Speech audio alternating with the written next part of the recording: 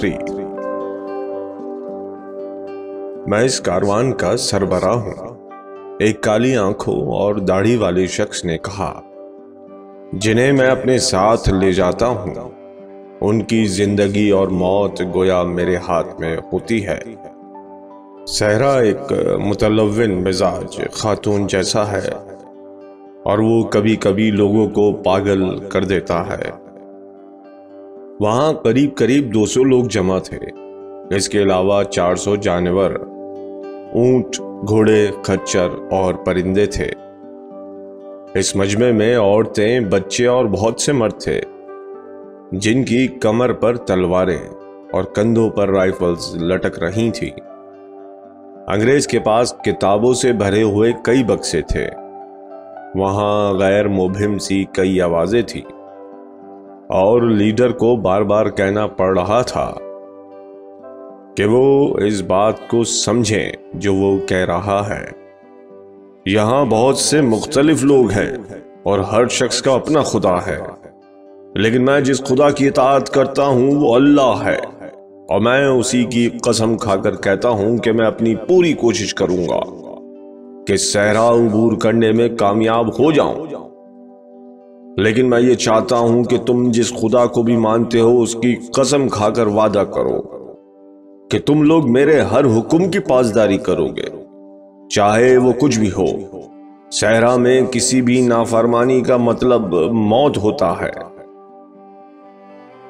बिगल की तेज आवाज सुनाई दी और हर शख्स सवार होने लगा।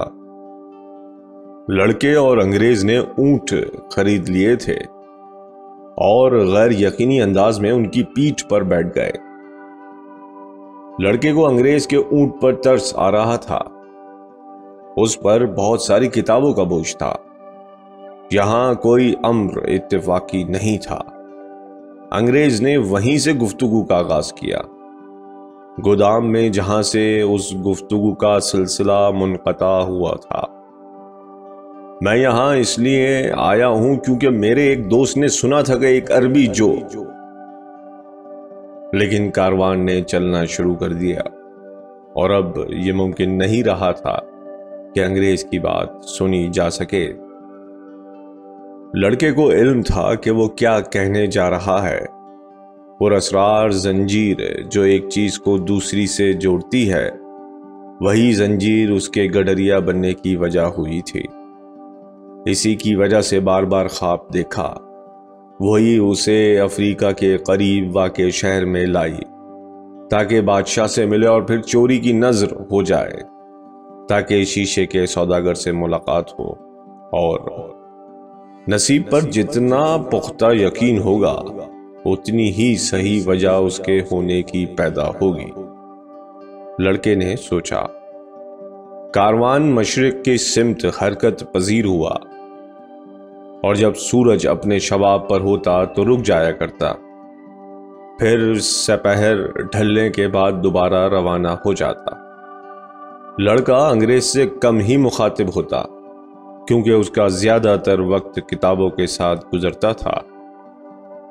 लड़का खामोशी से जानवरों और लोगों को सहरा में बढ़ते देखता रहता। अब हर चीज उस वक्त से मुख्तलिफ थी जब से सब लोगों ने सफर की इब्तिदा की थी।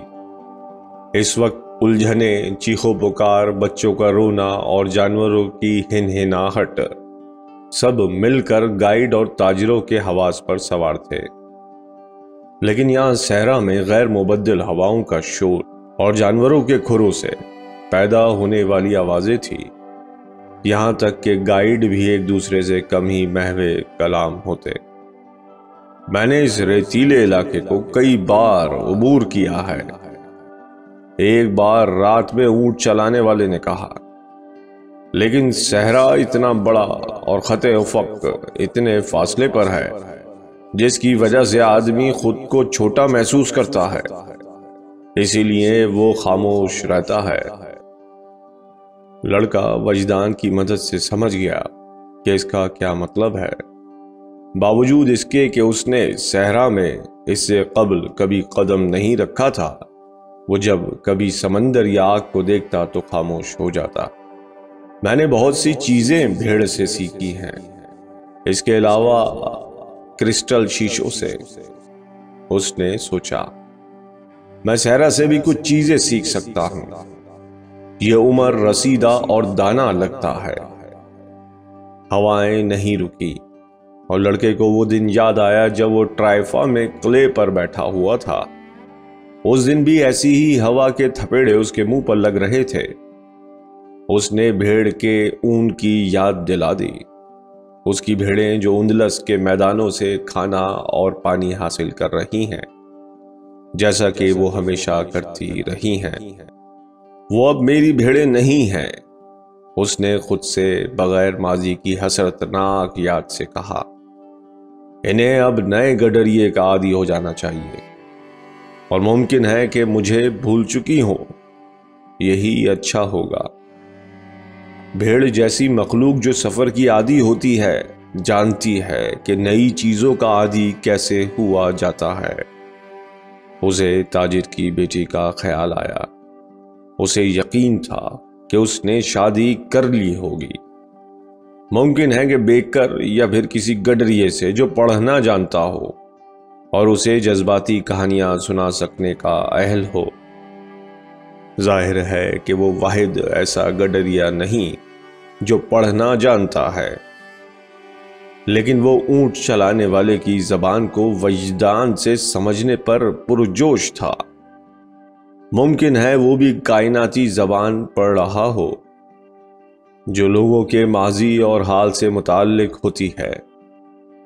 ان لوگوں کو اس کی ماں کبڑے کہا کرتی تھی۔ لڑکا سمجھنے لگا تھا کہ وجدان یکایک روح کی کائناتی لہروں میں غوطہ زن ہے، جہاں سارے لوگوں کی کہانیاں آپس میں ملتی ہیں اور ہم سب کچھ جاننے کے اہل ہوتے ہیں کیونکہ وہاں سب کچھ لکھا ہوا ہوتا ہے۔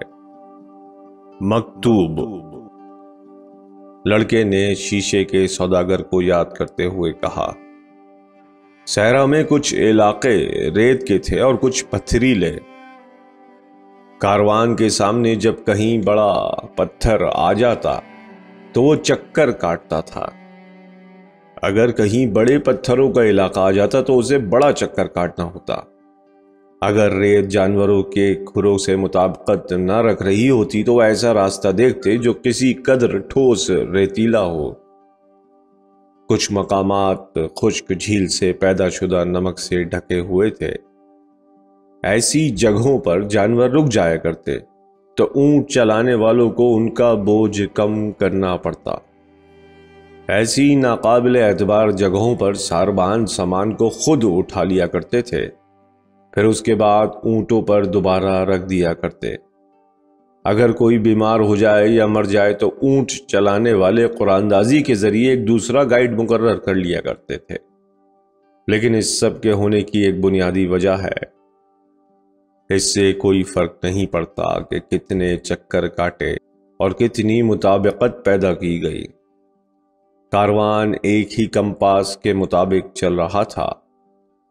جب ایک رکاوٹ دور کر دی گئی تو وہ دوبارہ ایک ستارے کو مد نظر رکھتے ہوئے جو نخلستان کی نشاندہی کر رہا ہوتا اپنے رستے پر آ جاتے۔ اگر لوگ صبح کو آسمان پر اس خاص ستارے کو چمکتا ہوا دیکھتے تو سمجھ لیتے کہ وہ صحیح سمت پر ہے، جہاں پانی، پام کے درخت، سایہ اور دوسرے لوگ موجود ہیں۔ یہ صرف انگریز تھا جو ان سب چیزوں سے ناواقف تھا۔ وہ زیادہ تر اپنی کتابوں میں منہمک رہا کرتا۔ لڑکے کے پاس بھی اس کی اپنی کتاب تھی۔ وہ سفر کے ابتدائی چند دنوں تک اسے پڑھنے کی کوشش کرتا رہا، لیکن اسے یہ زیادہ دلچسپ لگا کہ وہ کاروان کا مشاہدہ کرے اور ہواؤں کی آوازیں سنتا رہے۔ جیسے ہی اس نے اپنے اونٹ کو بہتر طور پر سمجھنے اور اس کے ساتھ رشتہ استوار کرنے کا طریقہ جان لیا تو اس نے کتاب کو ایک طرف رکھ دیا۔ حالانکہ لڑکے میں ایک توہم پرستی پیدا ہو گئی تھی کہ جب بھی وہ کتاب کھولے گا تو اسے کچھ سیکھنے کو ملے گا۔ اس نے طے کر لیا کہ یہ ایک غیر ضروری بوجھ ہے۔ اس نے اس اونٹ کو چلانے والے سے دوستی کر لی۔ اب تک جس نے شانہ بشانہ سفر کیا تھا رات میں جب وہ لوگ آگ کے ارد گرد بیٹھے تو لڑکے نے گڈریوں سے متعلق غیر معمولی واقعات اونٹ چلانے والے کو سنائے۔ ایسے ہی ایک موقع پر اونٹ چلانے والے نے اپنی زندگی سے متعلق باتیں سنائیں۔ میں الکریم میں رہا کرتا تھا، اس نے کہا، میرا اپنا باغ تھا، میرے بچے تھے اور ایک ایسی زندگی جس میں مرتے دم تک کسی تبدیلی کا امکان نہ تھا۔ ایک سال جبکہ فصل سب سے اچھی ہوئی تھی، ہم سب لوگ مکہ گئے۔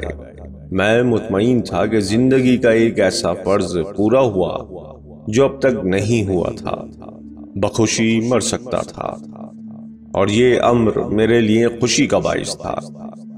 ایک دن زمین نے لرزنا شروع کر دیا اور دریائے نیل چڑھ گیا۔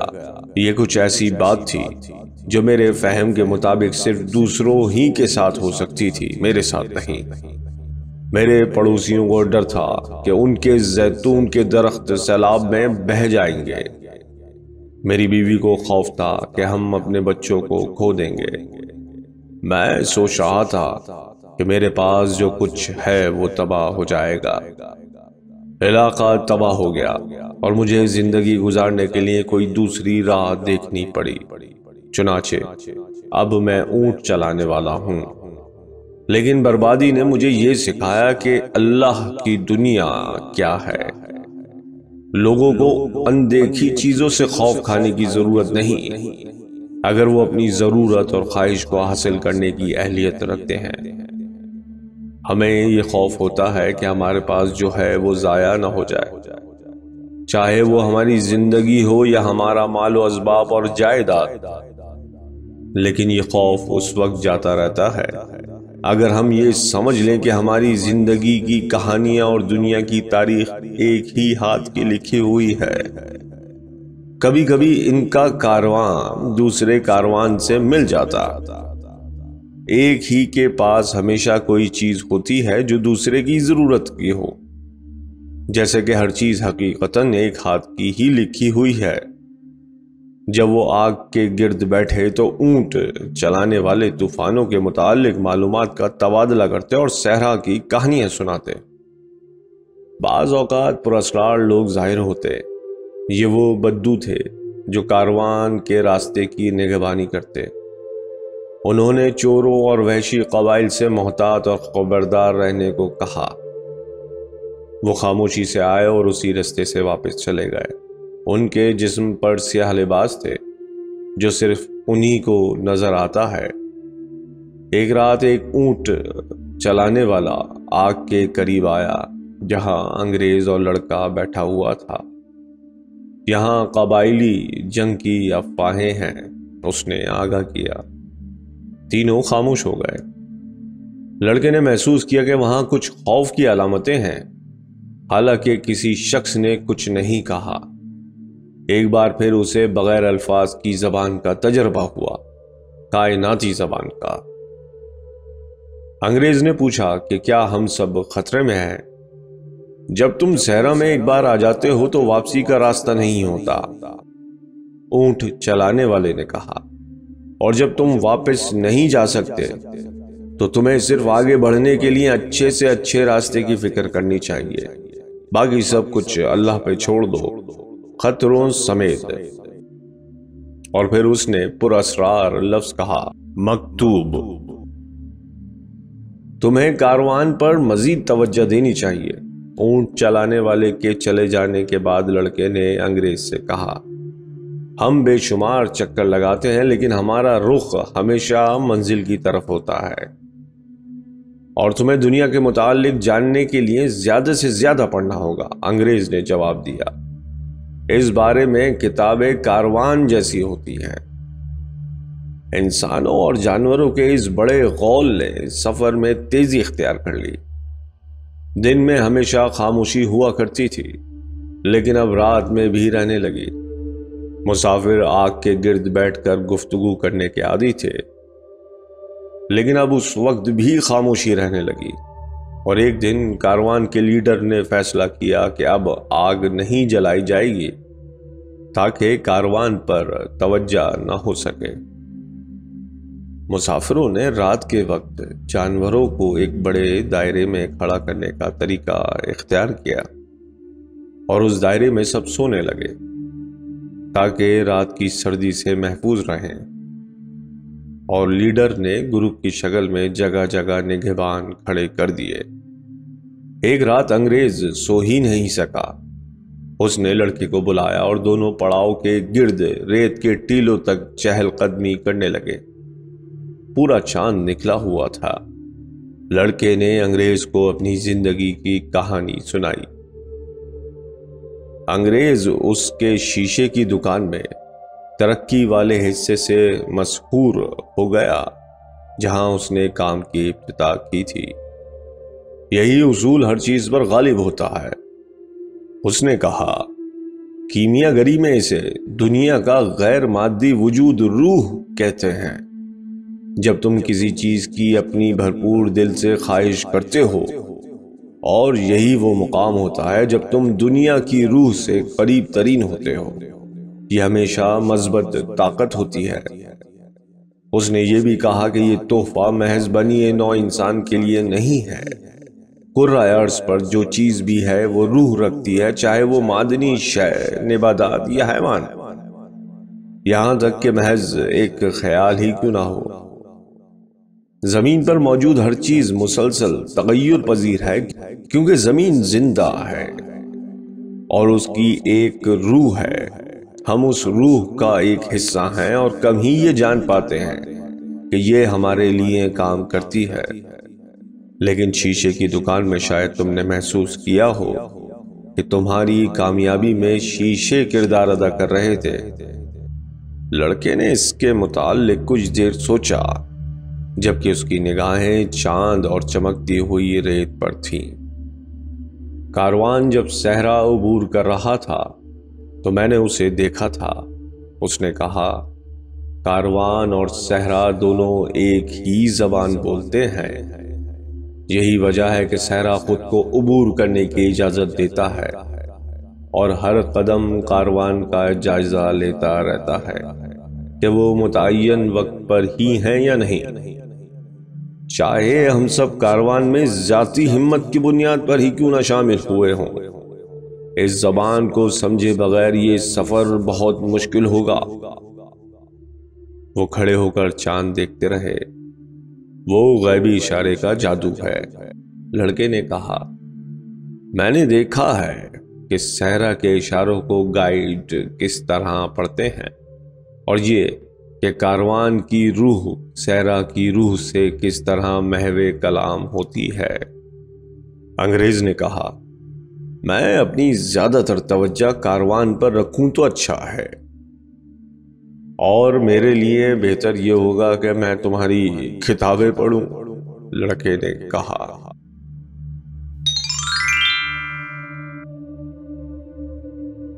یہ انوکھی کتابیں تھیں۔ ان میں پارا، نمک، اشدہوں اور بادشاہوں کا ذکر تھا، اور ان میں سے کوئی چیز اس کی سمجھ میں نہ آئی۔ لیکن ایک خیال ضرور تھا، اور ایسا لگتا تھا کہ ہر کتاب میں اسے بار بار دہرایا گیا ہے۔ ہر چیز کا وجود صرف ایک چیز سے ہے۔ ایک کتاب سے اسے معلوم ہوا کہ کیمیا کی تمام کتب کا سب سے اہم متن صرف چند لائنوں میں ہے، اور زمرد کے اوپر نقش ہے۔ یہ زمرد کی ٹکیا ہے، انگریز نے کہا۔ اسے اس بات پر فخر تھا کہ شاید وہ لڑکے کو کچھ پڑھا سکے۔ اچھا، تو پھر ہمیں ان کتابوں کی ضرورت کیوں ہوتی ہے؟ لڑکے نے پوچھا۔ تاکہ ہم ان چند لائنوں کو سمجھ سکیں، انگریز نے بظاہر کچھ سمجھے بغیر جواب دیا۔ لڑکے کے لیے سب سے دلچسپ کتاب ان کہانیوں پر مشتمل تھی جس میں مشہور کیمیا گروں کا ذکر تھا۔ یہ وہ لوگ تھے جنہوں نے پوری زندگی اپنی تجربہ گاہوں میں دھاتوں کی تطہیر میں صرف کر دی تھی۔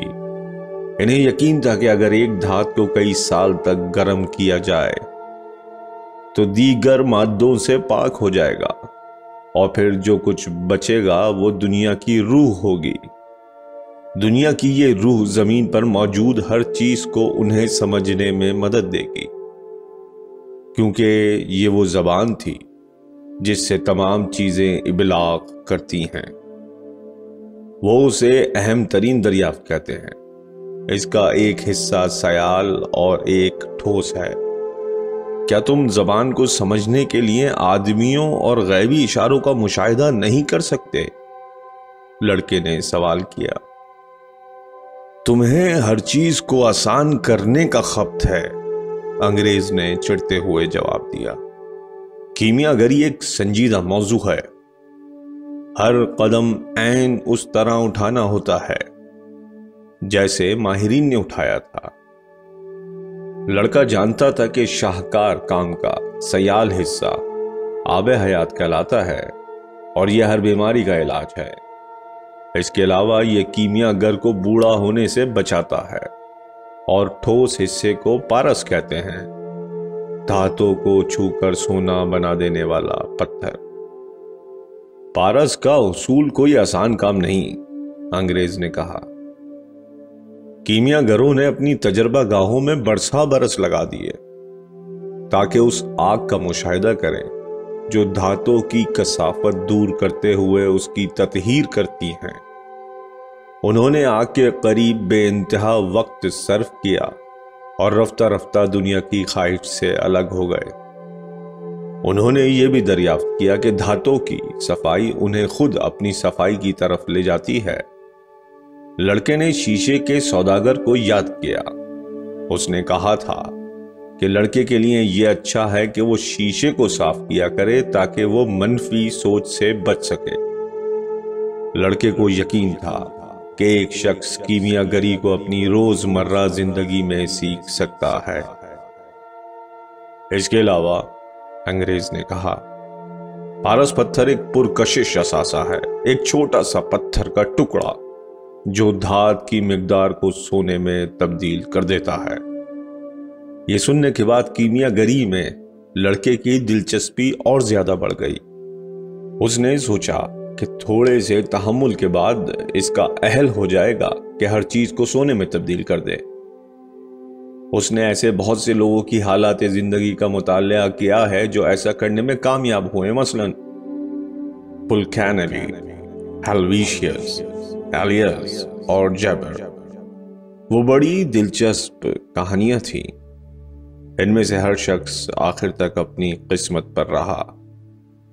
انہوں نے سفر کیا، دانا لوگوں سے گفتگو کی، نہ تسلیم کرنے والوں کے لیے معجزات کر دکھائے، اور اس طرح پارس پتھر اور آب حیات حاصل کیے۔ لیکن لڑکے نے جب یہ جاننا چاہا کہ اس اہم کام کا حصول کیوں کرے تو اسے کچھ سمجھ نہ سکا۔ اس میں صرف شکلیں، خفیہ ہدایات اور مبہم تحریر کا متن تھا۔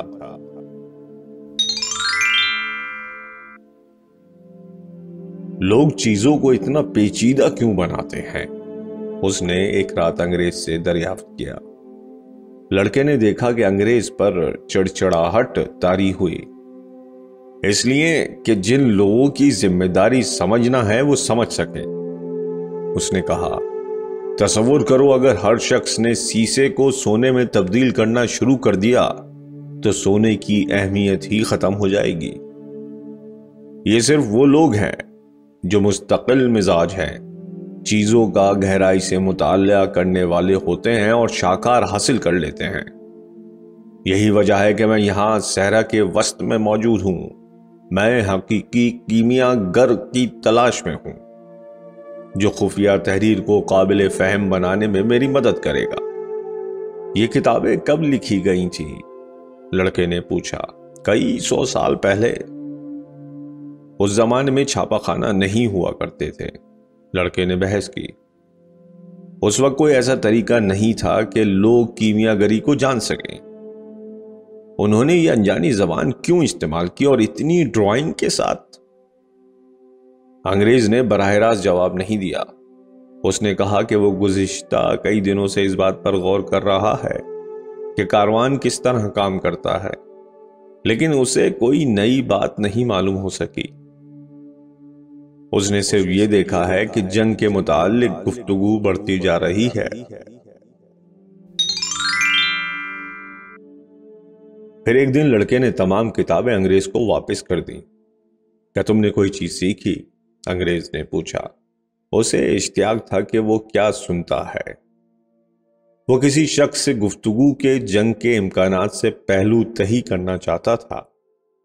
میں نے یہ جانا کہ دنیا کی ایک روح ہوتی ہے، اور یہ کہ جو شخص روح کو سمجھ لیتا ہے وہ چیزوں کی زبان بھی سمجھ سکتا ہے۔ مجھے یہ بھی معلوم ہوا کہ بہت سے کیمیا گروں نے اپنی تقدیر کو سمجھتے ہوئے دنیا کی روح کو بازیافت کرنا چھوڑ دیا، یعنی پارس پتھر اور آب حیات کو۔ لیکن سب سے بڑھ کر میں نے یہ بھی جانا کہ یہ چیزیں انتہائی سادہ ہیں جنہیں زمرد کی سطح پر لکھا جا سکتا ہے۔ انگریز مایوس تھا۔ برسوں کی تحقیق، جادوئی علامتیں، نامانوس الفاظ، تجربہ گاہ کے آلات، ان میں سے کسی چیز نے لڑکے کو متاثر نہیں کیا۔ اس کی روح بہت ہی ناپختہ ہے جو ان چیزوں کو نہیں سمجھ سکتی، اس نے سوچا۔ اس نے کتابوں کو لے کر دوبارہ اپنے بیگ میں بھر دیا۔ واپس جا کر کاروان دیکھو، اس نے کہا۔ مجھے بھی اس نے کچھ نہیں سکھایا۔ لڑکے نے واپس جا کر صحرا کی خاموشی اور جانوروں کی اڑائی ہوئی ریت کا جائزہ لینا شروع کر دیا۔ ہر شخص، خواہ وہ عورت ہو یا مرد، اس کے سیکھنے کا اپنا طریقہ ہوتا ہے، اس نے خود سے کہا۔ اس کا طریقہ کار ویسا نہیں ہے جیسا کہ میرا ہے، اور نہ ہی میرا اس کے جیسا، لیکن ہم دونوں ہی اپنی قسمتوں کو تلاش کر رہے ہیں، اس لیے میں اس کا احترام کرتا ہوں۔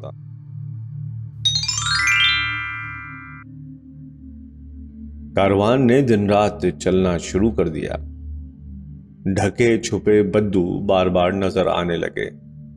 اونٹ چلانے والے، جو لڑکے کے بہترین دوست تھے، وضاحت کی کہ قبیلوں کے درمیان جنگ شروع ہو چکی ہے۔ اگر کاروان نخلستان تک پہنچ جاتا ہے تو خوش قسمتی ہوگی۔ مویشی تھک چکے تھے اور لوگ ایک دوسرے سے بہت کم گفتگو کر رہے تھے۔ خاموشی رات کا سب سے خراب پہلو تھی۔ جب کوئی اونٹ کر رہا تھا تو اس کے علاوہ کوئی آواز نہ ہوتی۔ اب ہر شخص ڈرنے لگا کہ کہیں یہ اس بات کا اشارہ نہ ہو کہ حملہ ہونے والا ہے۔ ایسا لگتا تھا کہ اونٹ چلانے والوں کو جنگ کی دھمکی کی کوئی فکر نہیں۔ میں زندہ ہوں۔ جب وہ رات کے وقت کھجورے کھا رہے تھے تو اس نے لڑکے سے کہا۔ اس گھڑی نہ آگ روشن تھی اور نہ چاند نکلا ہوا تھا۔ جب ہم کھا رہے ہیں تو میں سب کچھ سوچ سکتا ہوں۔ اگر ہم چل رہے ہوں تو تمام تر توجہ چلنے پر ہوتی ہے۔ اگر جنگ ہو رہی ہو تو یہ مرنے کے لیے اچھا دن ہوگا بجائے کسی اور دن مرنے کے، کیونکہ میں نہ تو ماضی کے لیے زندہ ہوں اور نہ مستقبل کے لیے۔ میری دلچسپی صرف حال میں ہے۔ اگر تم ہمیشہ حال پر توجہ دو گے تو خوش رہو گے۔ تم دیکھو گے کہ صحرا میں بھی زندگی ہے، آسمان پر تارے ہیں، اور وہ قبیلے اس لیے جنگ کرتے ہیں کہ وہ نسل انسانی کا حصہ ہیں۔ زندگی تمہارے لیے ایک تقریب سعید ہوگی، ایک بڑا جشن، کیونکہ زندگی اس لمحے کا نام ہے جس میں تم اس وقت رہ رہے ہو۔ 2 راتوں کے بعد جب وہ سونے کی تیاری کر رہا تھا، لڑکے نے اس ستارے کو دیکھا جو ہر رات کو دکھائی دیتا تھا۔ اس نے سوچا کہ خط افق پہلے کے مقابلے میں کچھ نیچا تھا، کیونکہ اسے لگتا تھا کہ جیسے ستارے صحرا کے اوپر دکھائی دے رہے ہیں۔ یہ نخلستان ہے، اونٹ چلانے والے نے کہا۔ ہم اسی وقت وہاں کیوں نہیں جاتے؟ لڑکے نے پوچھا۔ کیونکہ ہمیں سونا ہے۔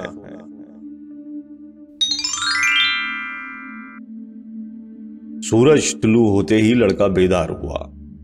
وہاں اس کے سامنے جہاں گزشتہ شب ستارہ تھا، حد نگاہ تک کھجور کے درخت اگے ہوئے تھے جو کہ پورے صحرا میں پھیلے ہوئے تھے۔ ہم کامیاب ہو گئے، انگریز نے کہا۔ وہ بھی جلدی بیدار ہو گیا تھا، لیکن لڑکا خاموش تھا۔ وہ صحرا کے سکوت سے مطمئن تھا اور درختوں کو دیکھ رہا تھا۔ اسے اب بھی احرام تک پہنچنے کے لیے طویل فاصلہ طے کرنا تھا، اور ایک دن یہ صبح صرف ایک یاد ہو کر رہ جائے گی۔ لیکن یہ لمحہ تھا تقریب کا، جیسا کہ اونٹ چلانے والے نے کہا تھا، اور وہ اسے اسی طرح بسر کرنا چاہتا تھا جیسا کہ اس نے ماضی سے سبق لیا اور مستقبل کے خوابوں سے۔ حالانکہ کھجوروں کے درخت کو دیکھنا ایک دن محض یاد ہو کر رہ جائے گا، فی الوقت یہ سایہ، پانی اور جنگ سے امان کی علامت ہے۔ پرسوں اونٹوں کی آہو فغاں خطرے کا اشارہ تھی، اور اب کھجوروں کے درخت کی ایک قطار معجزوں کی پیغمبر۔ دنیا بہت ساری زبانیں بولتی ہے۔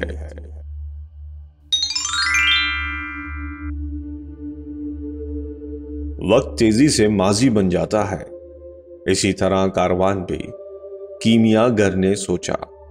جب اس کی نظر سینکڑوں لوگوں اور حیوانوں پر پڑی جو نخلستان پہنچ رہے تھے، لوگ اپنی آمد پر خوشی سے چیخ رہے تھے۔ گرد و غبار نے سورج کو دھندلا دیا تھا، اور نخلستان کے بچے اجنبیوں کی آمد پر خوشی سے پھولے نہ سمائے تھے۔ الکیمسٹ نے دیکھا کہ قبیلوں کے سردار کاروان کے لیڈر کو خوش آمدید کہہ رہے ہیں اور خوب باتیں کر رہے ہیں، لیکن کیمیا گر کے لیے ان میں سے کوئی بات اہم نہیں تھی۔ اس نے پہلے ہی بہت سے لوگوں کو آتے اور جاتے دیکھ رکھا تھا، اور صحرا اسی طرح رہا جیسا تھا۔ اس نے بادشاہوں اور فقیروں کو صحرا کی ریت پر چلتے ہوئے دیکھا تھا۔ ریت کے ٹیلوں میں ہواؤں کے باعث مسلسل تبدیلی ہو رہی تھی۔ اب بھی یہ وہی ریت تھی جس سے وہ بچپن سے واقف تھا۔ وہ مسافروں کی خوشیوں سے لطف لیا کرتا تھا۔ جب وہ ہفتوں پیلی ریت اور نیلے آسمان کو دیکھتے ہوئے یک ہرے بھرے کھجوروں کے درختوں کو دیکھتے تھے، ممکن ہے خدا نے صحرا اسی لیے بنایا ہوتا کہ انسان کھجور کے درختوں کو دیکھ کر اس کا شکر گزار ہو۔ اس نے سوچا۔ اس نے فیصلہ کیا کہ وہ عملی معاملات پر مزید توجہ دے۔ وہ یہ بھی جانتا تھا کہ کاروان میں ایک ایسا شخص موجود ہے جسے وہ مخفی معاملات سمجھائے گا۔ غیبی اشارے سے وہ یہ جانا تھا۔ وہ اس شخص سے ابھی تک واقف نہیں تھا، لیکن اس کی تجربہ کار نگاہیں اسے دیکھتے ہی پہچان لیں گی۔ اسے امید تھی کہ یہ بھی اتنا ہی اہل ہوگا جتنے کہ اس کے پہلے والے مبتدی تھے۔ مجھے یہ نہیں معلوم کہ ایسی چیزیں منہ سے ادا کیے گئے الفاظ سے ہی کیوں ایک سے دوسرے تک منتقل ہوتی ہیں۔ اس نے سوچا یہ حقیقتاً خفیہ اشیاء نہ تھی۔ خدا اپنے رازوں کو تمام مخلوق پر آسانی سے فاش کر دیتا ہے۔ اس کے پاس اس حقیقت کے لیے صرف ایک وضاحت تھی۔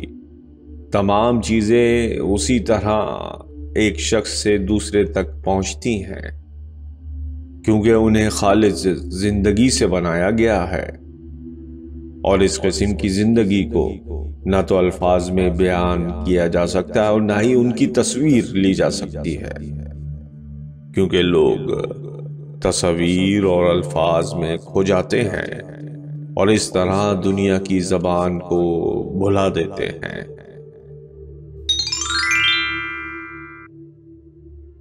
لڑکا جو کچھ دیکھ رہا تھا اس پر اسے یقین نہیں تھا۔ نخلستان بجائے اس کے کہ چند کھجور کے درخت ہوتے، جیسا کہ اس نے ایک بار جغرافیہ کی کتاب میں دیکھا تھا، وہ اسپین کے کئی شہروں سے بڑا تھا۔ اس میں 300 کنویں، 50,000 کھجور کے درخت اور بے شمار رنگین خیمے پھیلے ہوئے تھے۔ یہ ایسا دکھائی دے رہا ہے جیسے الف لیلا ہزار داستان۔ انگریز نے کہا، جو کیمیا گر سے مل کر انتہائی خوش تھا۔ وہ لوگ بچوں سے گھرے ہوئے تھے جو آنے والے لوگوں اور جانوروں کو تجسس سے دیکھ رہے تھے۔ نخلستان کے لوگ ان سے یہ جاننا چاہتے تھے کہ آیا انہوں نے کہیں جنگ دیکھی ہے۔ عورتیں ایک دوسرے سے آگے بڑھ کر ان کپڑوں اور خوبصورت پتھروں کو دیکھنا چاہتی تھیں جو سوداگر لائے تھے۔ صحرا کی خاموشی اب دور کا خواب ہو چکی تھی۔ کاروان کے مسافر مسلسل باتیں کر رہے تھے، ہنس رہے اور چیخ رہے تھے، جیسے وہ کسی روحانی دنیا سے دوبارہ لوگوں کی دنیا میں آ گئے ہوں۔ وہ مطمئن اور خوش تھے۔ وہ صحرا میں حفاظتی احتیاطی تدابیر پر عمل کرتے تھے، لیکن اونٹ چلانے والے نے لڑکے سے وضاحت کی کہ نخلستان کو ہمیشہ قدرتی ریاست کی حیثیت حاصل رہی، کیونکہ یہاں پر رہنے والوں میں زیادہ تعداد عورتوں اور بچوں کی تھی۔ پورے صحرا میں نخلستان ہیں، لیکن قبائلی صحرا میں ہی لڑتے ہیں اور نخلستان کو پناہ گاہ کی حیثیت میں چھوڑ دیتے ہیں۔ تھوڑی مشکل کے بعد کاروان کے لیڈر نے سب لوگوں کو ایک جگہ جمع کیا اور انہیں ہدایات دی۔ سب لوگوں کو اس وقت تک نخلستان میں ہی رہنے دیا گیا تاکہ قبائلیوں کے تضادات دور نہ ہو گئے۔ چونکہ وہ سب مسافر تھے، اس لیے انہیں مقامیوں کے ساتھ ٹھہرایا گیا اور انہیں اچھی رہائش فراہم کی گئی۔ یہ مہمان نوازی کا طریقہ تھا۔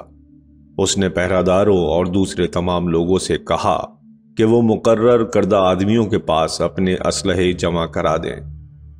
یہ جنگ کے قوانین ہیں، لیڈر نے وضاحت کی۔ نخلستان میں فوجیوں وغیرہ کو پناہ نہیں ملتی۔ لڑکے کو حیرت ہوئی جب انگریز نے اپنے بیگ سے ایک ریوالور نکالا اور ان کے حوالے کیا جو اسلحہ جمع کر رہے تھے۔ یہ ریوالور کیسا؟ اس نے پوچھا۔ یہ مجھے لوگوں پر بھروسہ کرنے میں مدد دیتا ہے، انگریز نے جواب دیا۔ اس دوران لڑکے نے اپنے خزانے کے متعلق سوچا۔ جتنا خواب حقیقت کے قریب آتا جا رہا تھا، اتنی ہی چیزیں مشکل ہوتی جا رہی تھیں۔ ایسا ہی ہو رہا تھا کہ بوڑھے بادشاہ نے کہا تھا، شروع کرنے والوں کی قسمت۔ وہ اب کام نہیں کر رہی تھی۔ اپنے خواب کے پیچھے بھاگتے ہوئے وہ اپنی ہمت اور پائیداری کو مسلسل پرکھتا رہتا تھا۔ چنانچہ وہ نہ تو عجلت پسند تھا اور نہ ہی غیر متحمل۔ اگر وہ بے قراری سے آگے بڑھتا تو اس غیبی اشارے کو نہیں دیکھ سکتا تھا جو خدا نے اس کے راستے میں چھوڑے ہیں۔ خدا نے انہیں میرے راستے میں رکھ چھوڑا ہے۔ اسے اپنے خیالات پر خود ہی حیرت ہوئی، یہاں تک کہ اس نے غیبی اشارے کو دنیاوی شے سمجھ لیا، جیسے کھانا یا سونا یا پھر محبت میں گرفتار ہونا یا نوکری تلاش کرنا۔ اسے یہ خیال کبھی نہ گزرا کہ یہ خدا کی زبان ہے جو اشارہ کرتی ہے کہ اسے کیا کرنا چاہیے۔ بے صبری کا مظاہرہ نہ کرو، اس نے خود سے بار بار کہا۔ یہ ویسا ہی ہے جیسا کہ اونٹ چلانے والے نے کہا تھا، اس وقت کھا لو جب کھانے کا وقت ہو، اور اس وقت آگے بڑھو جب آگے بڑھنے کا وقت ہو۔ پہلے دن سبھی بشمول انگریز تھکاوٹ کے باعث سو گئے۔ لڑکے کو اپنے دوست سے دور ایک ایسے خیمے میں جگہ ملی جس میں اس کی عمر کے 5 دوسرے لڑکے تھے۔ وہ صحرائی لوگ تھے اور اس سے بڑے شہروں کی کہانیاں سنانے کا مطالبہ کر رہے تھے۔ لڑکے نے گڈریے کی حیثیت سے اپنی زندگی کے واقعات سنائے اور پھر شیشے کی دکان پر ہونے والے تجربات کو بیان کرنے ہی والا تھا کہ اس خیمے میں انگریز آ گیا۔ میں صبح سے تمہیں ڈھونڈ رہا تھا، اس نے لڑکے کو باہر لے جاتے ہوئے کہا۔ مجھے کیمیا گر کی تلاش میں تمہاری مدد درکار ہے کہ وہ کہاں رہتا ہے۔ پہلے انہوں نے اپنے طور پر اسے تلاش کرنے کی کوشش کی، ایک الکیمسٹ کا انداز رہائش دوسرے سے مختلف ہوگا جو نخلستان کے باسی ہیں، اور ہو سکتا ہے کہ اس کے خیمے میں مسلسل چولہا جل رہا ہو۔ انہوں نے ہر طرف تلاش کیا تو انہیں معلوم ہوا کہ نخلستان ان کے تصور سے بھی زیادہ بڑا ہے۔ وہاں سینکڑوں خیمے استادہ ہیں۔ ہم نے قریب قریب پورا دن ضائع کر دیا۔ انگریز نے لڑکے کے ساتھ ایک کنویں پر بیٹھتے ہوئے کہا، میرے خیال میں کسی دوسرے سے پوچھ لینا بہتر ہے۔ لڑکے نے تجویز پیش کی۔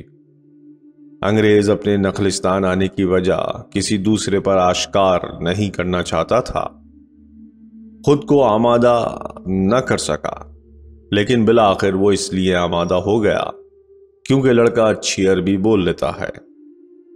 لڑکا ایک ایسی عورت کی طرف بڑھا جو کنویں پر مشکیزے میں پانی بھرنے آئی تھی۔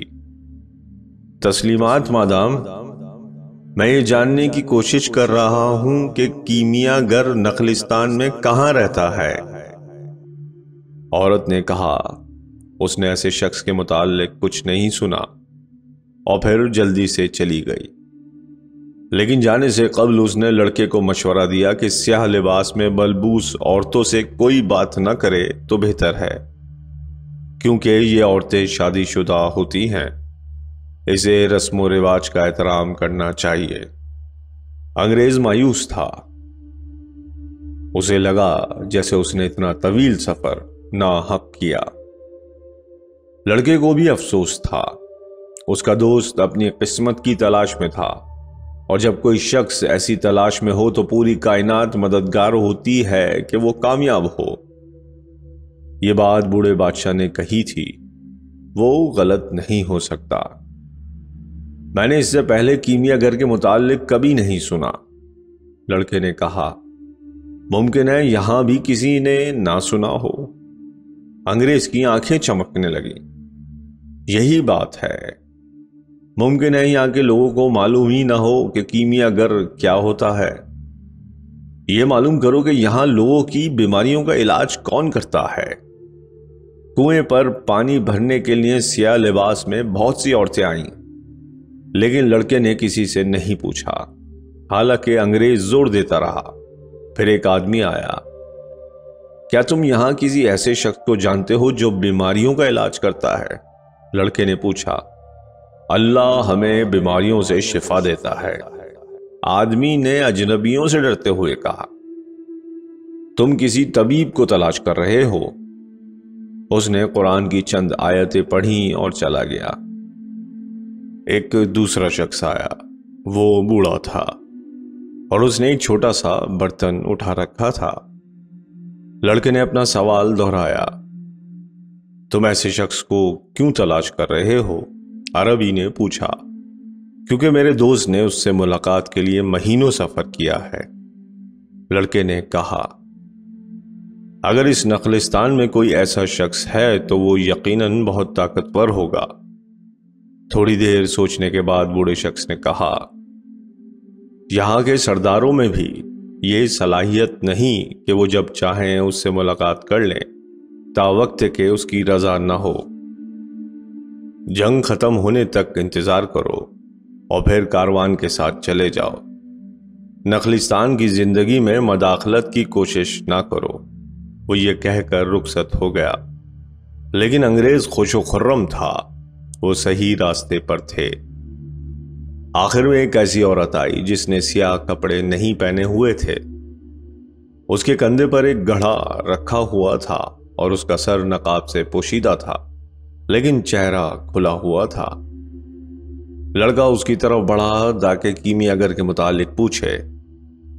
اس گھڑی اسے ایسا لگا جیسے وقت رک گیا ہو اور دنیا کی روح اس میں سما گئی ہو۔ اس نے جب عورت کی گہری آنکھوں میں جھانکا اور دیکھا کہ اس کے لب انتہائی خوبصورت ہیں اور جو کہ ہنسی اور خاموشی کے درمیان پر اعتماد تھے۔ دنیا جو زبان بولتی ہے اس کے انتہائی اہم حصوں کو اس نے آج سیکھا۔ وہ زبان جسے سمجھنے کی ہر شخص میں اہلیت تھی، یہ محبت کی زبان تھی، انسانی تہذیب سے پرانی، صحرا سے بھی قدیم۔ یہ قوت اس وقت پیدا ہوئی جب دو آنکھوں کا ملاپ ہوتا ہے، جیسا کہ اس وقت کنویں پر ہوا۔ وہ مسکرائی۔ یہ یقیناً غیبی اشارہ تھا، وہی غیبی اشارہ جس کا شاید وہ اب تک منتظر تھا اور اس اشارے کے وجود سے بے خبر تھا۔ غیبی اشارہ جس کو اس نے بھیڑوں اور کتابوں میں تلاش کیا تھا، شیشوں اور صحرا کی خاموشی میں تلاش کیا تھا۔ یہ دنیا کی پاکیزہ ترین زبان تھی جسے کسی وضاحت کی ضرورت نہیں ہوتی، جیسے کائنات کو نہ ختم ہونے والے وقت میں سفر کے دوران کسی وضاحت کی حاجت نہیں ہوتی۔ لڑکے نے اس لمحے محسوس کیا جیسے وہ اپنی پوری زندگی میں واحد خاتون کے روبرو ہوا ہے، اور یہ کہ اس دنیا کی ہر چیز سے زیادہ اس بات پر یقین تھا۔ اس کو اس کے والدین اور دادا وغیرہ نے بتایا تھا کہ کسی کو زندگی کا ساتھی بنانے کے لیے اس سے محبت ہونا بہت ضروری ہے، لیکن ممکن ہے وہ لوگ جو ایسا سمجھتے ہیں انہیں کائناتی زبان ہی نہ آتی ہو، کیونکہ جب تم اس زبان سے واقف ہوتے ہو تو یہ سمجھنا آسان ہوتا ہے کہ دنیا میں کوئی تمہارا منتظر ہے، چاہے وہ صحرا کے بیچ ہو یا کسی بڑے شہر میں۔ اور جب دو ایسے لوگ ایک دوسرے سے اچانک ملتے ہیں اور آنکھیں ملتی ہیں تو ماضی اور مستقبل غیر اہم ہو جاتے ہیں، پھر صرف وہی لمحہ موجود ہی رہ جاتا ہے، اور حیرت انگیز امر واقعی صرف ایک ہی ہاتھ سے تحریر ہوا ہے۔ یہ وہی ہاتھ ہے جو محبت کے لیے اکساتا ہے اور ہر شخص کی جڑواں روح پیدا کرتا ہے۔ بغیر ایسی محبت کے کسی کے بھی خواب کے کوئی معنی نہیں ہوتے۔ مکتب، لڑکے نے سوچا۔ انگریز نے لڑکے سے کہا، چلو لڑکی سے پوچھو۔ لڑکے نے لڑکی کی طرف قدم بڑھائے، اور جب وہ مسکرائی تو لڑکا بھی مسکرایا۔ تمہارا نام کیا ہے؟ اس نے پوچھا۔ فاطمہ، لڑکی نے نظریں چراتے ہوئے کہا۔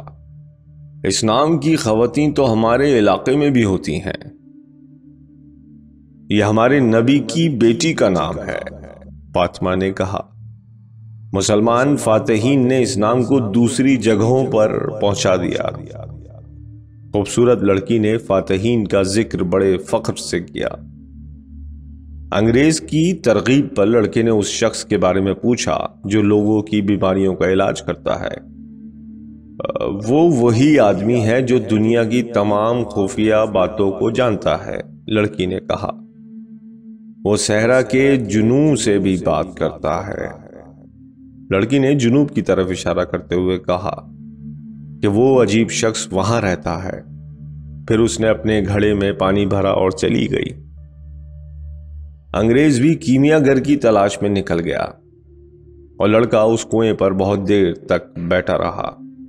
اسے یاد آ رہا تھا کہ ایک دن ٹرائفا میں مشرقی بحیرہ روم کی ہوائیں اسی عورت کی خوشبو لا رہی تھی، اور چونکہ وہ اس لڑکی سے پہلے ہی محبت کرتا تھا، اس نے اسے پہچان لیا۔ اسے علم تھا کہ اس کی محبت اسے اس قابل بنا دے گی کہ وہ دنیا کے ہر خزانے کو تلاش کر لے گا۔ دوسرے دن لڑکا دوبارہ کنویں پر آیا۔ اسے امید تھی کہ لڑکی سے ملاقات ہو جائے گی۔ اسے حیرت سے دوچار ہونا پڑا کہ وہاں انگریز اس سے پہلے ہی موجود تھا، اور اس کی نگاہیں صحرا پر لگی ہوئی تھی۔ میں دوپہر سے شام تک منتظر رہا، اس نے کہا۔ وہ شام میں پہلے ستارے کے ساتھ نمودار ہوا۔ اس نے مجھ سے پوچھا کہ کیا میں نے کبھی شیشے کو سونے میں تبدیل کیا ہے۔ میں نے بتایا کہ یہی جاننے کے لیے تو میں یہاں آیا ہوں۔ اس نے کہا کہ مجھے اس کے لیے تو کوشش کرنی چاہیے۔ بس اس نے اتنا ہی کہا، جاؤ اور کوشش کرو۔ لڑکے نے کوئی جواب نہیں دیا۔ بیچارے انگریز نے اتنا طویل سفر اس لیے تو نہیں کیا تھا کہ اس سے کہا جائے کہ اس عمل کو دہراؤ جسے وہ بارہا کر چکا تھا۔ تو پھر کوشش کرو، اس نے انگریز سے کہا۔ میں وہی تو کرنے جا رہا ہوں۔ میں ابھی شروع کروں گا۔ انگریز کے جاتے ہی فاطمہ آئی اور اپنا گھڑا بھرنے لگی۔ میں تمہیں بس ایک بات کہنے آیا ہوں، لڑکے نے کہا۔ میں چاہتا ہوں کہ تم میری بیوی بن جاؤ، میں تم سے محبت کرتا ہوں۔ لڑکی کا گھڑا گر گیا اور پانی ادھر ادھر پھیل گیا۔ میں یہاں روزانہ تمہارا انتظار کروں گا۔ میں نے اس صحرا کو ایک خزانے کی تلاش میں عبور کیا جو کہ کہیں احرام مصر کے قریب ہے، اور جنگ میرے لیے ایک بد دعا ہے، لیکن اس وقت میرے لیے وہ ایک رحمت ہے کیونکہ وہ مجھے تمہارے قریب لائی ہے۔ جنگ تو کسی بھی دن ختم ہونے والی ہے، لڑکی نے کہا۔ لڑکے نے اپنے ارد گرد کھجور کے درختوں پر نظر ڈالی۔ اس عمل نے اسے یاد دلایا تھا کہ وہ ایک گڈریا تھا اور دوبارہ بھی گڈریا بن سکتا ہے۔ فاطمہ اس کے لیے خزانے سے زیادہ اہم تھی۔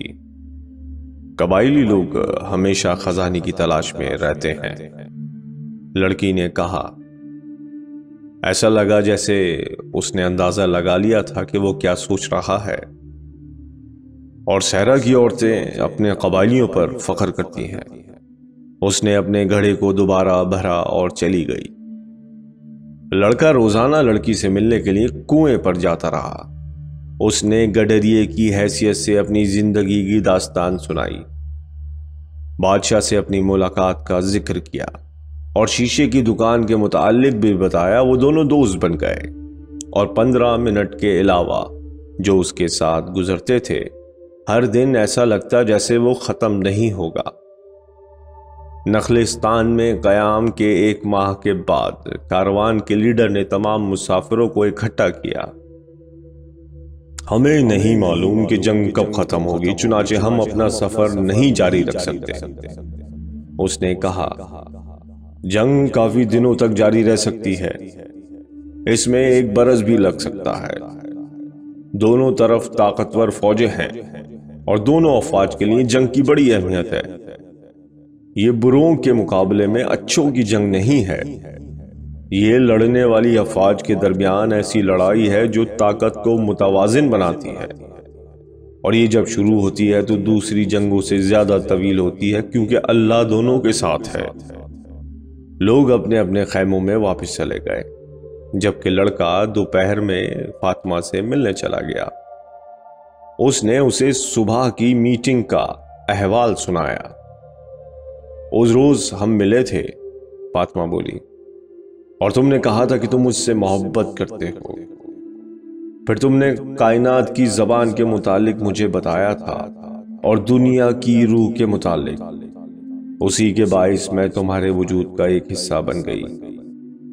لڑکا اس کی بات یکسوئی سے سن رہا تھا اور سوچ رہا تھا کہ اس لڑکی کی آواز کھجوروں کے درختوں میں چلنے والی ہواؤں کی آواز سے زیادہ خوبصورت ہے۔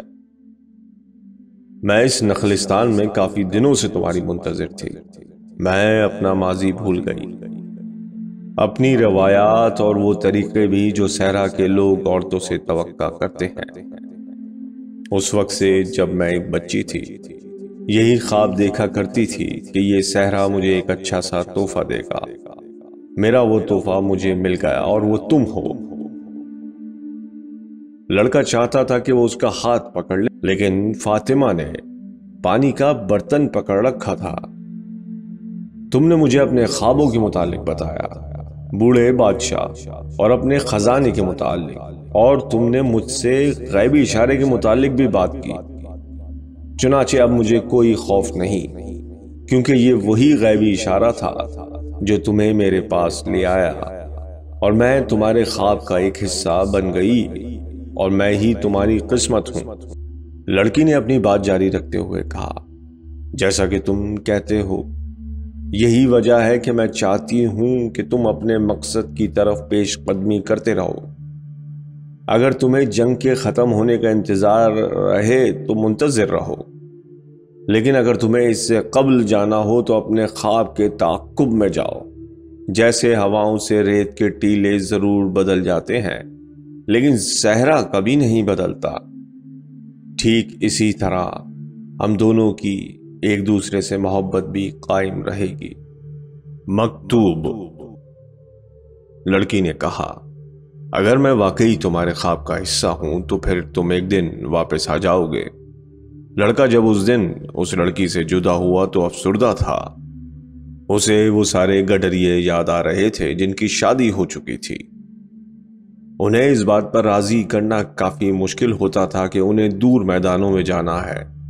محبت میں لازم ہے کہ اسی کے ساتھ رہا جائے جس سے محبت ہے۔ اس نے یہ باتیں دوسرے دن ملاقات پر فاطمہ سے کہیں۔ صحرا ہمارے آدمیوں کو ہم سے چھین لیتا ہے اور وہ واپس نہیں آتے، فاطمہ نے کہا۔ ہم اس بات سے آگاہ ہیں، اس کے عادی ہیں۔ جو لوگ واپس نہیں آتے وہ بادلوں کا حصہ بن جاتے ہیں، ان جانوروں کا حصہ جو تنگ گھاٹیوں میں چھپے رہتے ہیں، اور ان پانیوں کا جو زمین سے نکلتا ہے، وہ ہر چیز کا حصہ بن جاتے ہیں۔ وہ دنیا کی روح بن جاتے ہیں۔ کچھ مرد واپس آ جاتے ہیں تو باقی عورتیں اس بات پر خوش ہوتی ہیں کیونکہ انہیں یقین ہوتا ہے کہ ان کے مرد بھی ایک دن ضرور واپس آئیں گے۔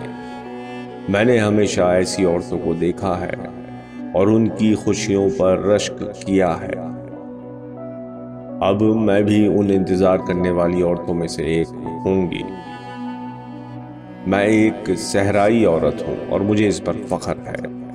میں چاہتی ہوں کہ میرا شوہر اس طرح آزاد پھرتا رہے جیسے ہوائیں جو ریت کے ٹیلے بناتی ہیں، اور اگر وہ واپس نہ آیا تو میں اس حقیقت کو تسلیم کر لوں گی کہ وہ بادلوں کا حصہ بن گیا ہے، اور جانوروں کا اور صحرا کے پانیوں کا۔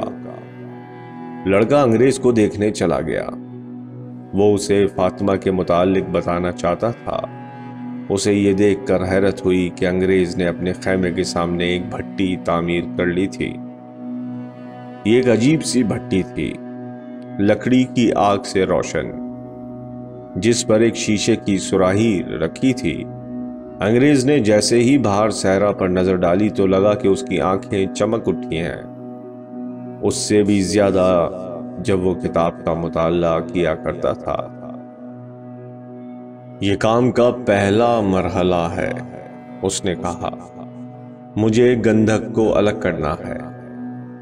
اسے کامیابی سے ہمکنار کرنے کے لیے مجھے ناکامی کا خوف نہیں ہونا چاہیے۔ یہ میرا خوف ہی تھا جس نے مجھے پہلی بار بنیادی کام تک نہیں پہنچنے دیا۔ اب میں وہاں سے ابتدا کر رہا ہوں جہاں سے 10 سال پہلے کرنا چاہیے تھی، لیکن مجھے خوشی ہے کہ میں نے 20 برس تک انتظار نہیں کیا۔ وہ آگ میں لکڑیاں ڈالتا رہا اور لڑکا بیٹھا رہا یہاں تک کہ صحرا غروب آفتاب کے وقت گلابی نہ ہو گیا۔ اسے باہر صحرا میں جانے کی خواہش ہوئی تاکہ یہ دیکھے کہ اس کی خاموشی میں اس کے سوالات کے جوابات ہیں یا نہیں۔ وہ کچھ دیر تک ٹہلتا رہا، لیکن اس طرح کے نخلستان میں کھجوروں کے درخت اسے نظر آتے رہے۔ اس نے ہواؤں کو سنا، اپنے پاؤں کے نیچے پتھروں کو محسوس کیا۔ کہیں کہیں اس نے سیپیاں دیکھی، جس سے پتا چلا کہ یہ صحرا بہت پہلے کبھی سمندر رہا ہوگا۔ وہ ایک پتھر پر بیٹھ گیا اور اس نے محبت کے تصور کو ملکیت سے ممتاز کرنے کی کوشش کی، مگر افق کے مسحور کن نظارے سے لطف اندوز ہونے لگا۔ فاطمہ چونکہ صحرائی عورت تھی، اس لیے اسے سمجھنے میں جو چیز مدد کر سکتی تھی وہ صحرا ہی تھا۔ جب وہ بیٹھا سوچ رہا تھا تو اسے اپنے سر کے اوپر کچھ آہٹ سی محسوس ہوئی۔ اس نے نگاہیں اوپر کی تو دیکھا کہ بازوں کا ایک جوڑا آسمان پر اڑ رہا ہے۔ وہ بازوں کو ہوا میں دائیں بائیں لہراتے دیکھ رہا تھا، حالانکہ ان کی اڑان میں متعین انداز نہیں تھا، پھر بھی ایک خاص قسم کا احساس تھا۔ یہ کچھ ایسا تھا جسے وہ نہیں سمجھ سکا۔ اس کی نگاہیں پرندوں کا تعاقب کرتی رہیں تاکہ کچھ سمجھ سکے۔ ممکن ہے یہ صحرائی پرندہ بلا ملکیت محبت کے مفہوم کی وضاحت کر سکے۔ اسے نیند آنے لگی۔ وہ یہی چاہتا تھا کہ جاگتا رہے، لیکن ساتھ ہی ساتھ سونا بھی چاہتا تھا۔ میں دنیا کی زبان سیکھ رہا ہوں اور دنیا کی ہر چیز، یہاں تک کہ بازوں کی اڑان بھی، اس نے خود سے کہا، اور اس کیفیت میں وہ خوش تھا کہ اور اس محبت میں گرفتار ہے۔ جب تم محبت میں گرفتار ہوتے ہو تو ہر چیز مزید بامعنی ہو جاتی ہے، اس نے سوچا۔ یکا یک ایک باز انتہائی پھرتی سے دوسرے پر حملہ آور ہوا۔ جب ایسا ہوا تو یکا یک لڑکے کو ایک خاکہ سا دکھائی دیا۔ فوج اپنی تلواروں کو تیار کیے نخلستان میں آ رہی ہے۔ یہ منظر فوراً ہی غائب ہو گیا، لیکن اس نے اسے ہلا کر رکھ دیا۔ اس نے سرابوں کے متعلق سن رکھا تھا اور اسے خود بھی اس کا تجربہ ہو رہا تھا۔ سراب دراصل انسان کی غیر تکمیل شدہ خواہشات ہیں اور اس قدر شدت اختیار کر لیتی ہے کہ انسان کو ان پر حقیقت کا گمان ہونے لگتا ہے۔ لیکن اس نے تو کبھی خواہش نہیں کی تھی کہ کوئی فوج نخلستان پر حملہ آور ہو۔ وہ اپنے تصور نگاہی کو بھول جانا چاہتا تھا، اس لیے اپنے مراقبے کی طرف لوٹ آیا۔ اس نے دوبارہ کوشش کی تاکہ صحرا کے گلابی سائے ان کے پتھروں پر توجہ مبذول کر سکے، لیکن اس کے دل میں کوئی ایسی چیز تھی جس نے ایسا نہیں ہونے دیا۔ ہمیشہ غیبی اشاروں پر توجہ دو، بوڑھے شخص نے کہا تھا۔ لڑکے نے اپنے تصور کو دوبارہ یاد کیا اور اسے لگ رہا تھا جیسے وہ سچ مچ وقوع پذیر ہونے والا ہے۔ وہ اٹھا اور کھجور کے درختوں کی طرف چلنے لگا۔ ایک بار پھر اسے بہت سی زبانوں کا ادراک ہوا۔ اس بار صحرا محفوظ تھا اور نخلستان خطروں میں گھر گیا تھا۔ اونٹ چلانے والا ایک کھجور کے پیڑ کی جڑ پر بیٹھا ہوا غروب آفتاب کا مشاہدہ کر رہا تھا۔ اس نے دیکھا کہ ریت کے ٹیلے کے پیچھے لڑکا نمودار ہو رہا ہے۔ ایک فوج آ رہی ہے، لڑکے نے کہا۔ یہ میرا تصور ہے۔ صحرا لوگوں کے دلوں کو تصورات سے بھر دیتا ہے، اونٹ چلانے والے نے کہا۔ پھر لڑکے نے بازوں کے متعلق بتایا کہ وہ ان کی اڑان دیکھ رہا تھا کہ اسے یکا یک محسوس ہوا جیسے اس نے دنیا کی روح میں چھلانگ لگا دی ہو۔ اونٹ چلانے والا جانتا تھا کہ لڑکا کیا کہہ رہا تھا۔ وہ واقف تھا کہ دنیا میں موجود ہر شے اس بات پر قادر ہے کہ وہ کائنات کے رازوں سے پردہ ہٹا سکے۔ اس مقصد کے لیے ایک شخص کتاب کی ورق گردانی کرتا یا کسی کے ہاتھ کو دیکھتا ہے، کوئی کارڈ پلٹتا ہے یا پھر پرندوں کی اڑان دیکھتا ہے۔ کوئی بھی طریقہ ہو، وہ مستقبل کی جھلک دیکھ سکتا ہے۔ یہ ان چیزوں کی خصوصیات بالکل نہیں کہ وہ رازوں کو آشکار کرتی ہے، بلکہ وہ لوگ جو اپنے ارد گرد ہونے والے واقعات کا بغور مشاہدہ کرتے ہیں، دنیا کی روح میں صلاحیت کرنے کا طریقہ پا لیتے ہیں۔ صحرا ایسے لوگوں سے بھرا پڑا ہے جن کی نظر مستقبل میں آنے والے کو جھانک سکتی ہے، اور یہی ان کا ذریعہ معاش بھی ہے۔ اور ایسے لوگوں سے عورتیں اور بڑی عمر کے لوگ پہلو تہی کرتے ہیں۔ قبائلی بھی ان سے مشورہ لیتے ہوئے کتراتے ہیں، کیونکہ اس طرح جنگ میں مؤثر ہونا ناممکن نہیں ہوتا۔ اگر یہ معلوم ہو کہ اس کی قسمت میں مرنا ہے تو قبائلی جنگ کے لطف کو ترجیح دیتے ہیں اور اس کے انجام سے بے خبری میں سنسنی سی محسوس کرتے ہیں۔ مستقبل اللہ نے پہلے ہی لکھ رکھا ہے، اور اس نے جو کچھ بھی لکھا ہے وہ ہمیشہ انسان کے لیے بہتر ہوتا ہے۔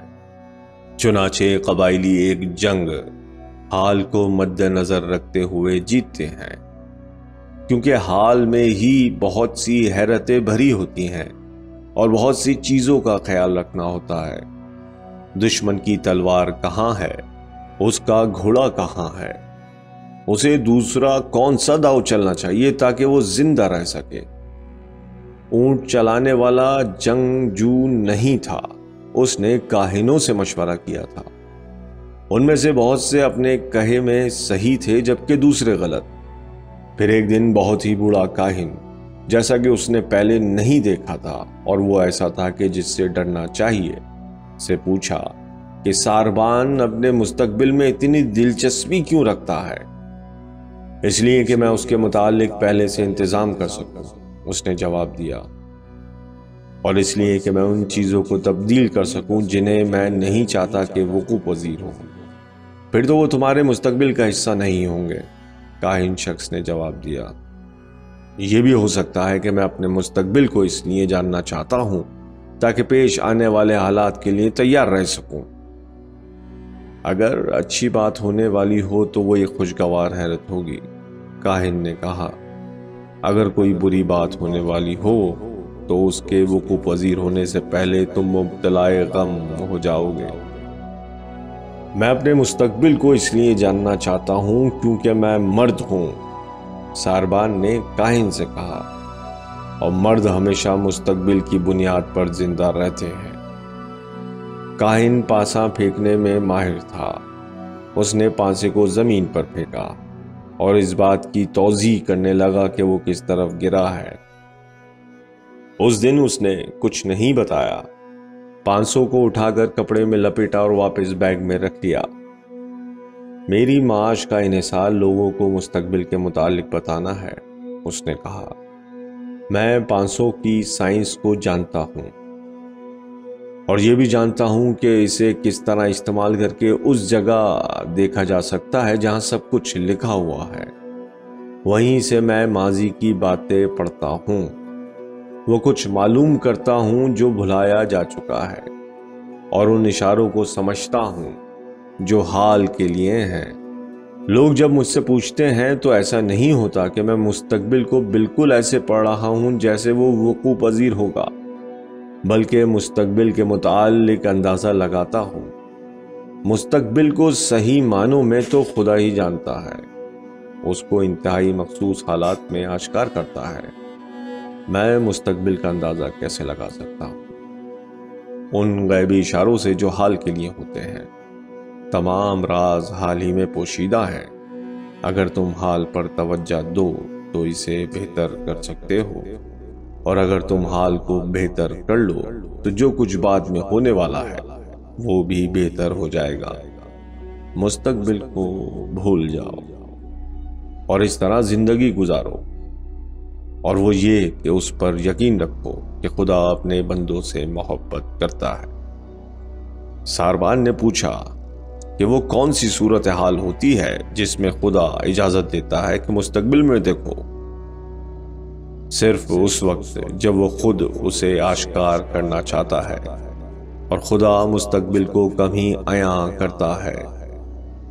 اگر وہ کبھی ایسا کرتا ہے تو اس کی صرف ایک وجہ ہوتی ہے، اور وہ یہ کہ مستقبل کے لیے جو کچھ بھی لکھا تھا اسے تبدیل ہونا تھا۔ خدا نے لڑکے کو مستقبل کا ایک حصہ دکھایا ہے، ساربان نے سوچا۔ ایسا اس لیے تھا کہ لڑکا اس کے اعلی کار کے طور پر خدمت انجام دے۔ جاؤ اور قبائلی سردار کو خبردار کرو، ساربان نے کہا۔ ان سے کہو کہ فوجیں چڑھائی کرنے والی ہیں، لوگ مجھ پر ہنسیں گے۔ وہ لوگ صحرائی لوگ ہیں، اور صحرا کے لوگ غیبی اشارے پر چلتے ہیں۔ پھر تو ممکن ہے وہ پہلے ہی جانتے ہوں۔ فی الحال انہیں کوئی تشویش نہیں، وہ اس بات پر یقین رکھتے ہیں کہ اگر اللہ چاہتا ہے کہ انہیں معلوم ہو تو پھر کوئی شخص اس کے متعلق انہیں آگاہ کر دے گا۔ ایسا پہلے بھی کئی بار ہو چکا ہے، لیکن اس بار وہ شخص تم ہو۔ لڑکے کو فاطمہ کا خیال آ گیا۔ اس نے فیصلہ کیا کہ وہ قبائلی سرداروں سے ملاقات کرے گا۔